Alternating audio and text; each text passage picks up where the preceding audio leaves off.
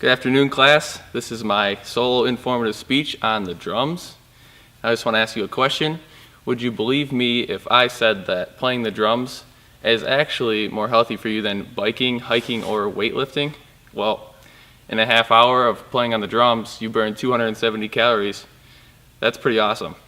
Today, I just want to present to you the basics of drumming, and there's a lot I want to cover. I don't have time for example, these things we like to call paradiddles.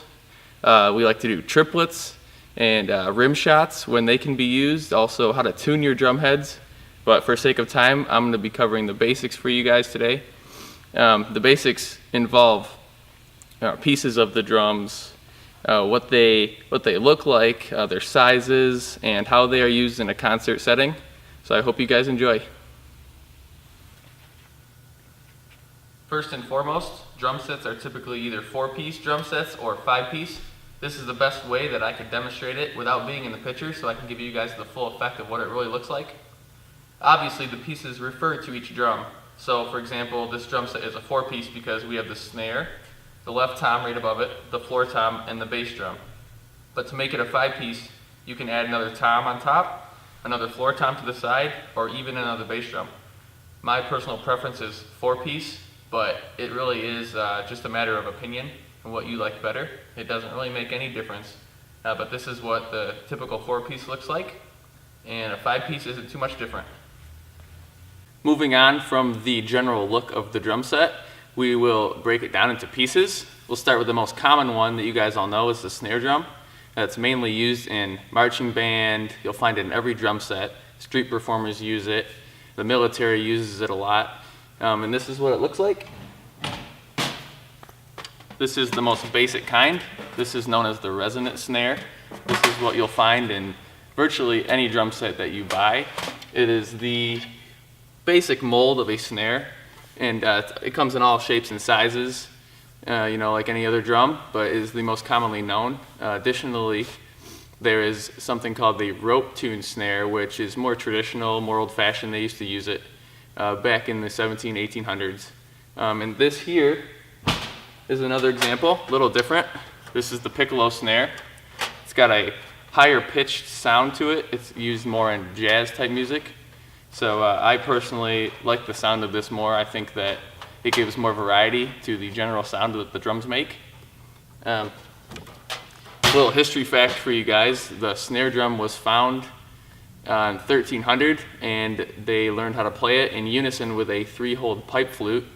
So that's where it came from, and we're here now. Many different shapes and sizes, and so much fun to be had. Aside from snare drums, each drum set comes with typically 3 toms. There is the 12-inch tom behind me. This is the 14-inch I removed to make the drum set a 4-piece instead of a 5-piece. And the floor tom, it's a bigger version. This is the 18-inch floor tom. And the best way I would describe toms as would be, they are smaller versions of the bass drum. They just make the drum set make a great sound, and you can't go without them. It's important to note that everything about the drums has sizes, and they're measured in inches, just like the toms, the snare, everything. The cymbals are the same way.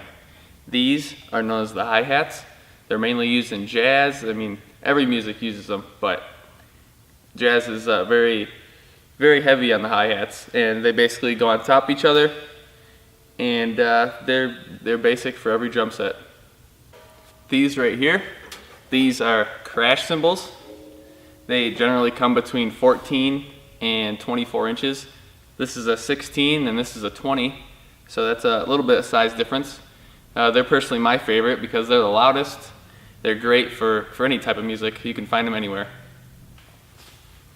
This right here is called a ride cymbal. This is the biggest one on the drum set.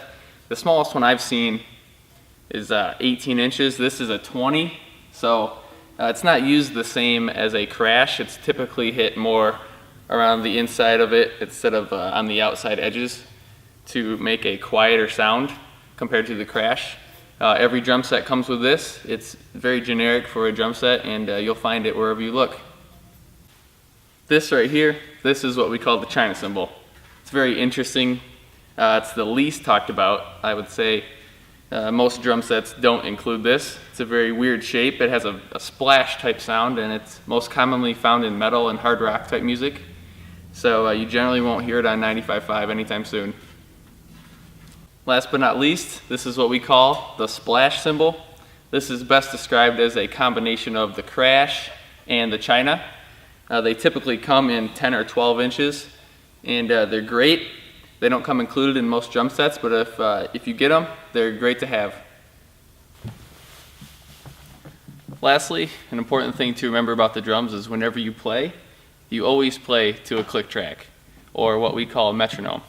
Basically, this is our system we use. It's called Avioms. Most people use it when they have a concert, at church, any event. Basically, the headphone jack is right here. These are all the settings. You can pick and choose what is in your ears. You can hear everybody. And basically what a metronome is it's basically your guide when you play. So here's what it sounds like, and it goes off beats per minute, which is the number of times it hits every minute. This is 120.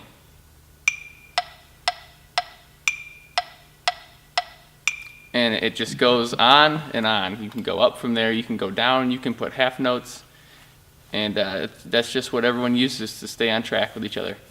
After reviewing all the drums and everything that has to do with them, I hope you guys have learned something from this, whether it be the cymbal sizes or the setup. I hope you take something from this. Here's what it looks like when you put it all together.